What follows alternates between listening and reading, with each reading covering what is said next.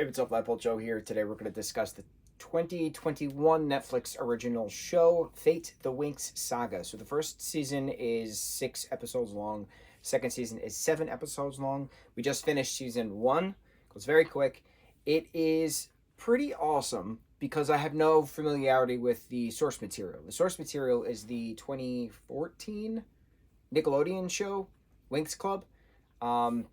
Bunch of different magical users, fairies, non-fairies, are at this school Althea in the other world, and stuff happens, right? They're learning to hone the powers at the college that they go to, the magic college that they go to, Althea. So this show, the 21 show, is the revamped live-action adult version, even though they're all 16-year-olds in this boarding school, high school, Althea in the other world. So this is TVMA. There's violence, there's sex, drugs, and rock and roll and stuff, right? So this is very different than the TVY7 Nickelodeon show comparatively. So it's just interesting when they revamp and live action something for an adult audience because it's targeted for the same audience who originally watched the show when they were kids. So you have the same audience, which is very smart when you're revamping something. So kudos to the creative team. I'm curious how season 2 goes about. Obviously, we're going to watch it. But I don't know why they would have ended it so quickly after only 2 seasons. And it's only 13 episodes in total, kind of a thing. 6 for the first, 7 for the second. So I don't have expectations for the second because it's just it's going to be a nice carryover. It's going to be lies, deceptions, and truths being revealed and who's using who when and any good old boarding school kind of a thing. Now, this is a Netflix property, so it's very Netflix coded. The soundtrack is very Netflix coded. The score is very Netflix coded. The attractive cast is very Netflix coded. We talked about Netflix projects in the past that when you're watching a Netflix show, you can tell it's a Netflix show because it has a certain means of going about a soundtrack. And this is another prime example of it. The other thing I like is that the main actress who plays Bloom in this, whose name I don't know, plays Dorcas in Sabrina, the Sabrina TV series, which is a Netflix property. So this show is very Netflix coded in regards to Netflix boarding school shows. Very equal parts Sabrina as it was equal parts Young Royals. You had royalty in this at a boarding school. Very comparative to that. What other Netflix boarding school shows have we discussed and or watched? Something else that I wanted to compare it to. Definitely Sabrina, especially because that actress playing Dorcas and then she played Bloom in this. Was there another actor in this who did another Netflix project that I'm just forgetting about completely? Young Royals was boarding school. Sabrina was boarding school. What else was boarding school on Netflix that we've discussed?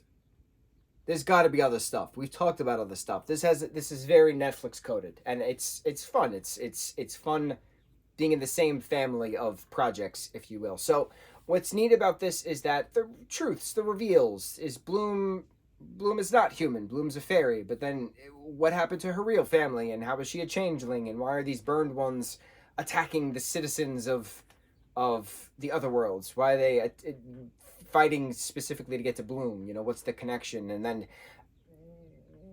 getting to the headmistress's office to break in to unseal the trapped prior headmistress. Things, right? Things are being revealed. Truths are being revealed. History is being revealed.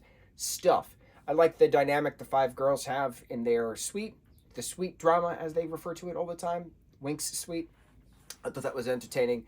They all worked very well together. Tara's my favorite character, of course.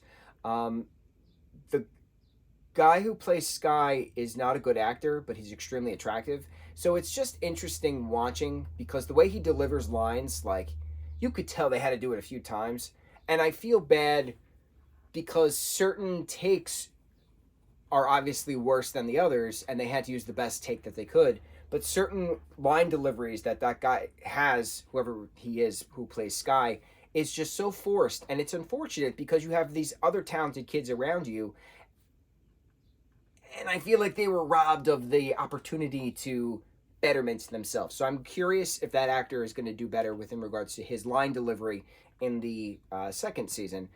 Just some of the things that he was saying or complaining just wasn't believable. So now that his dad is back, let's see what happens next in regards to how the story progresses. I'm very curious. I'm curious what happens, especially now that there's just people were being unalived left and right, and the burned were actually prior witches at one point, and ancient magic is back, and Bloom got her wings, and like stuff.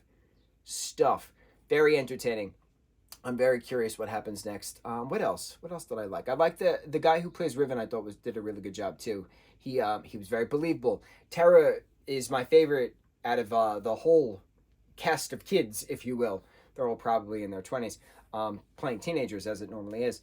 But I thought he played a good rebel in regards to playing the game, playing the cards he's dealt. I thought he did a really good job. Riven did a really good job. But Tara is a great character, great character development. The actress who plays her is just wonderful, believable. And that's the point of acting, is that you as an individual have to pretend to be somebody else, to be in a situation you're not in, kind of a thing. Act, react to the surroundings. And a lot of the cast does a great job. Some don't, but some would do a really good job. And Riven does a really good job. And the actress who plays Tara does a really good job. So I'm curious. Curious what happens next. Season 1 of Fate the Winx Saga, Netflix original show based off of the Nickelodeon original cartoon back in the day. Bro, the fact that we go from TV-by-7 to TVMA, so well put together. I'm hoping for the best for season 2. On to the next review. Mahalo.